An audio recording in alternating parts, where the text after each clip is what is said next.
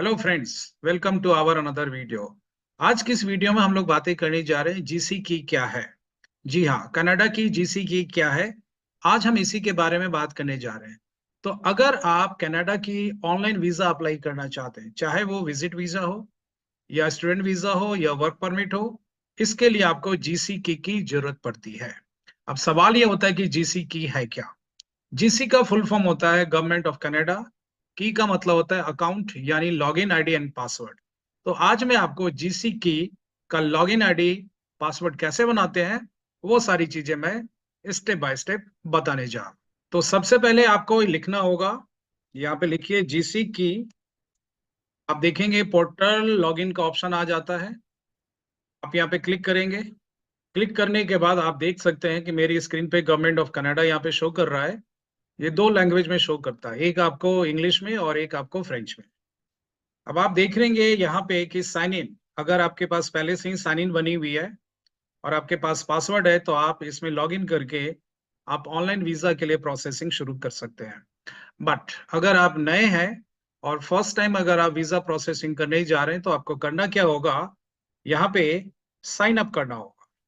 तो आप देख सकते हैं यहाँ पे नीचे इन्होंने मेंशन कर रखा है, your GC key can be use to access multiple Government of Canada online. तो हम यहाँ पे क्लिक करते हैं और इस पे हम क्लिक करने के बाद आपको यहाँ पे टर्म्स और कंडीशंस का ऑप्शन आपको देता है। तो आपको करना क्या है कि यहाँ पे टर्म्स और कंडीशन को एक्सेप्ट करना है। एक्सेप्ट करने के बाद आपको ये ऑप्शन दे रहा है कि क्रिएट योर यूजर नेम। तो आपको यूजर नेम आपको बनाना होगा। यूजर नेम आप अपना कुछ भी डाल सकते हैं। लाइक फॉर एग्जाम्पल मैं यहाँ पे यूजर नेम डाल देता हूँ हितेश, ओके, अंडर स्कोर क्या डाल देता हूँ, ओके। अब मैं इसको कंटिन्यू करता हूँ। तो ये आपका यूजर आईडी बन गया, ओके। लेकिन ये अभी स्टेप्स पूरा नहीं हुआ है, ओके।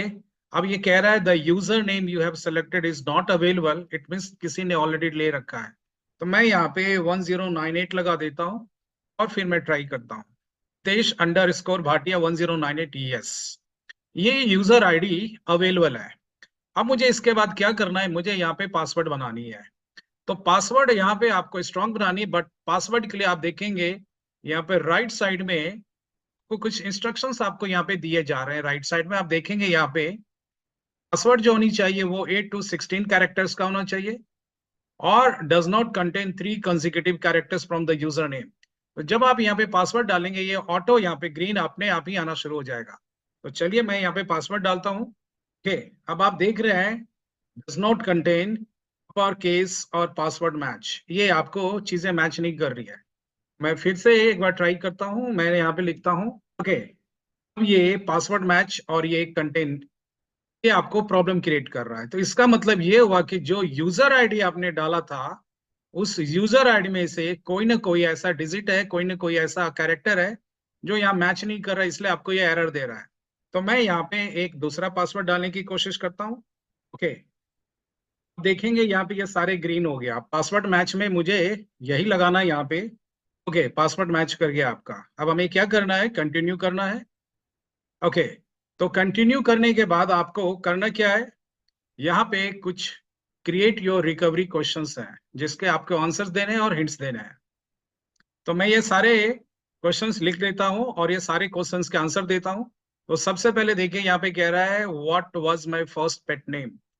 तो ठीक है, मैंने यहाँ पे लिख दिया, मैंने लिख दिया टाइगर, ओके। मेरे पेट का नाम था tiger. My mobile memorable person, तो मैंने लिख दिया माय फादर। यहाँ पे हिंट मांग रहा है तो आप अपने पापा का नाम या कुछ भी आप नाम लिख सकते हैं। मैंने दे दिया राजवीर, ओके। मैंने यहाँ पे राजवीर डाल दिया है। माय मेमोरेबल डेट, ये आपको फॉर्मेट है तो मैंने डाल दिया माय मेमोरेबल डेट 1990, ओके, 13। और मैंने यहाँ पे डाल दिया 12। बेहतर होगा कि ये सारे के सारे सिक्योरिटी क्वेश्चंस आप कहीं पे लिख लें। माय मेमोरेबल डेट हिंट मैंने लिख दिया दिसंबर, ओके। दिसंबर लिख दिया और मैंने इसको कंटिन्यू किया। यहाँ पे स्पेलिंग की गलत आ रही है, मैंने स्पेलिंग सही कर दिया और मैंने कंटिन्यू किया। जब आप कंटिन्यू करेंगे तो ये आपको ईमेल आईडी मांगेगा ही मांगेगा कि ये आपका कौन सा ईमेल आईडी है। तो मैं यहाँ पे एक ईमेल आईडी डाल रहा हूँ, भाटिया ओके, हितेश 98@gmail.com। ठीक है, मैं फिर से यहाँ पे इसको कंफर्म कर देता हूँ। gmail.com मैंने दोनों जगह पे डाल दिया। ओके, यहाँ पे मैंने इसको कंटिन्यू किया। gmail.com मुझे पूरा डालना है। तो कंटिन्यू करने के बाद आपको नेक्स्ट स्टेप पे लेके जाता है। ये बोलता है you have successfully created our GC key, your user name is Hitesh Bhatia 1098। तो ये मैं आपको रिक्वेस्ट करूंगा कि आप इसे कहीं पे लिख लें। अब ये कह रहा है कि please continue to verify your email address. तो हमें क्या करना है, इसको कंटिन्यू करना है। अब कंटिन्यू करने के बाद आपको जो आपने ईमेल आईडी आपने इस्तेमाल किया है उस ईमेल आईडी में जा करके आपको जो सिक्योरिटी कोड आया है वो सिक्योरिटी कोड यहाँ पे आपको पोस्ट करना। तो चलिए मैं सिक्योरिटी कोड यहाँ पे पोस्ट कर रहा हूँ। ये सिक्योरिटी कोड मैंने यहाँ पे पोस्ट किया। कट कॉपी पेस्ट कर सकते हैं आप अपनी जीमेल आईडी से। मैंने यहाँ पे क्लिक किया कंटिन्यू पे। अब आप ये आपको देखिए मैसेज दे रहा है ईमेल रिकवरी कंप्लीट, यानी कि आपने जो ईमेल आईडी दिया वो रिकवरी ईमेल आईडी थी। ये कंटिन्यू हो गया है। ये तो आपका फर्स्ट पार्ट हो गया, यानी कि आपने यूजर आईडी बना ली। अब यूजर आईडी बनाने के बाद आपको अकाउंट आईडी बनानी होती है, अकाउंट बनाना होता है। क्योंकि जब तक आप अकाउंट नहीं बनाएंगे तब तक आप ऑनलाइन वीजा अप्लाई नहीं कर सकते हैं। तो हमें अकाउंट बनाना होगा। अब क्वेश्चन ये है कि अकाउंट बनाने का पर्पस क्या है।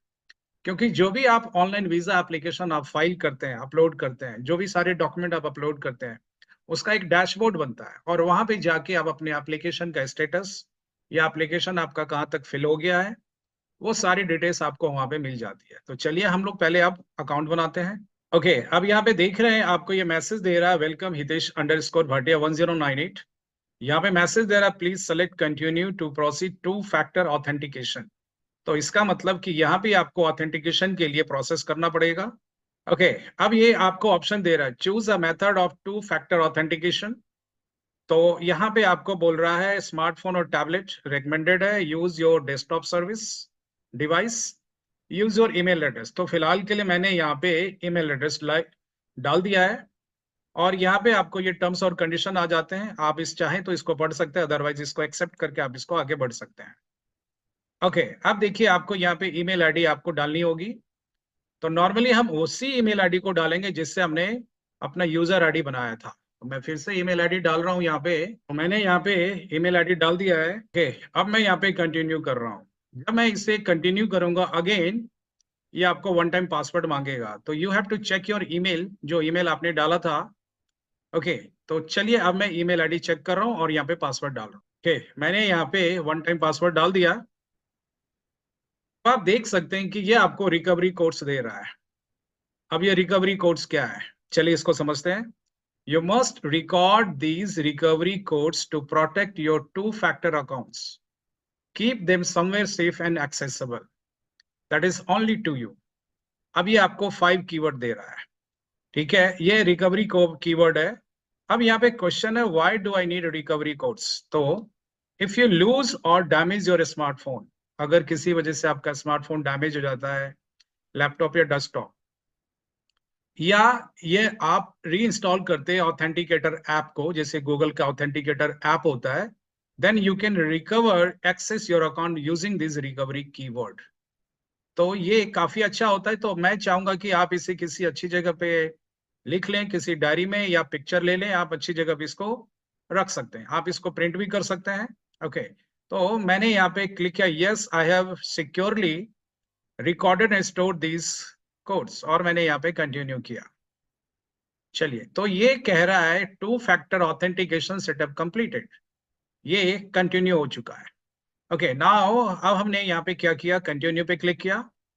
कंटिन्यू पे क्लिक करने के बाद अब आप देख सकते हैं कि ये सिस्टम आपको अपनी अकाउंट जो आपने बनाने की कोशिश की थी वो अकाउंट तैयार हो चुका है। बट यहाँ पे आपको एक छोटा सा फिर से टर्म्स और कंडीशन की जो रिक्वेस्ट है वो रिक्वेस्ट यहाँ पे एक्सेप्ट करना होगा। और एक्सेप्ट करने के बाद आपका यहाँ पे मैसेज आ जाता है क्रिएट एन अकाउंट। तो अकाउंट को क्रिएट करते समय आपको यहाँ पे कुछ चीजें ध्यान देनी है। यहाँ पे आपको गिवन नेम देना है। तो मैंने यहाँ पे HITESH हितेश डाल दिया, that is your first name. Last name मैंने भाटिया डाल दिया, यहाँ पे देखेंगे। ओके, ईमेल एड्रेस, तो मैं यहाँ पे ईमेल एड्रेस डाल देता हूँ, भाटिया HITESH। ओके, मैंने यहाँ पे ईमेल आईडी डाल दिया। अब यहाँ पे कह रहा है प्रेफर्ड लैंग्वेज सिलेक्शन, तो मैंने यहाँ पे इंग्लिश ले लिया और मैंने इसको कंटिन्यू किया। Okay, again it is asking you security questions, तो ये सारे सिक्योरिटी क्वेश्चंस आपको देने होंगे। तो ये सिक्योरिटी क्वेश्चन आप अपने हिसाब से डाल सकते हैं, बट मेरी रिक्वेस्ट है कि आप जब ये सिक्योरिटी क्वेश्चन डाल रहे हैं तो कृपया इसे जरूर याद रखें। तो फर्स्ट सिक्योरिटी क्वेश्चन आप लिख सकते हैं my school name.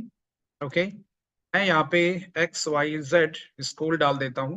Okay, security question 2 यहाँ पे मांग रहा है आपसे, तो आप पूछ सकते हैं माय पेट नेम आप डाल सकते हैं। यहाँ पे मैंने JACKY जैकी डाल दिया। सिक्योरिटी क्वेश्चन 3 आप डाल सकते हैं माय क्लोज्ड फ्रेंड, आप उसका नाम डाल सकते हैं। मैंने नाम यहाँ पे डाल दिया राहुल। ओके, सिक्योरिटी क्वेश्चन 4 आप यहाँ पे डाल सकते हैं my best dishes, my best dish डाल दीजिए। यहाँ पे मैंने फिलहाल के लिए डोसा डाल दिया और मैंने इसको कंटिन्यू किया। ये सारे के सारे क्वेश्चंस चाहे तो आप इसे याद कर लें या लिख लें। ओके, अब ये आपका अकाउंट क्रिएट हो चुका है, Hitesh Bhatia account. View the applications you submitted, तो आप यहाँ पे एप्लीकेशन टाइप है, एप्लीकेशन नंबर है, एप्लीकेंट नेम है, इससे यहाँ पे आप डाल करके आप यहाँ पे सर्च कर सकते हैं। और अगर आपने यहाँ से वीजा अप्लाई करनी है तो आप देखेंगे यहाँ पे लिखा हुआ है start an application apply for to come to Canada. अब देखिए यहाँ पे विजिटर वीजा का ऑप्शन दे रहा है, वर्क परमिट का दे रहा है, स्टडी परमिट का दे रहा है, एक्सप्रेस एंट्री का दे रहा है। तो फिलहाल के लिए आप यहाँ से अप्लाई कर सकते हैं। ओके, तो मैंने यहाँ पे क्लिक किया और आप देखेंगे कि ये मुझे पर्सनल चेकलिस्ट पे लेके आता है। तो पर्सनल चेकलिस्ट क्या होता है इसके बारे में मैं आपको एक अलग दूसरी वीडियो में बताऊंगा। तो फिलहाल के लिए इस वीडियो में मैंने आपको ये बताया है कि आप कनाडा की ऑनलाइन वीजा प्रोसेसिंग के लिए GC की आप किस तरीके से बना सकते हैं। ये एक छोटा सा प्रोसेस था। तो उम्मीद है कि आपको ये प्रोसेस जरूर समझ में आया हो और आपकी वीजा की नॉलेज जरूर बढ़ी हो। वीजा मैनेजमेंट का कोर्स करने के लिए आप हमसे संपर्क कर सकते हैं। हम वर्क परमिट, टूरिस्ट वीजा और स्टडी वीजा, ये सारी वीजा हम आपको ऑनलाइन और ऑफलाइन सारी तरीके से अच्छे से समझाते हैं। जो भी क्लासेस होती हैं वो प्रैक्टिकल होती है और आप प्रैक्टिस करते हो। इसके अलावा कोर्स खत्म होने के बाद भी आपको सपोर्ट मिलता है हमारी तरफ से। तो डेफिनेटली अगर आप इंटरेस्टेड हैं तो दिए गए नंबर पे आप जरूर संपर्क करें। थैंक यू, मिलते हैं अगले वीडियो में।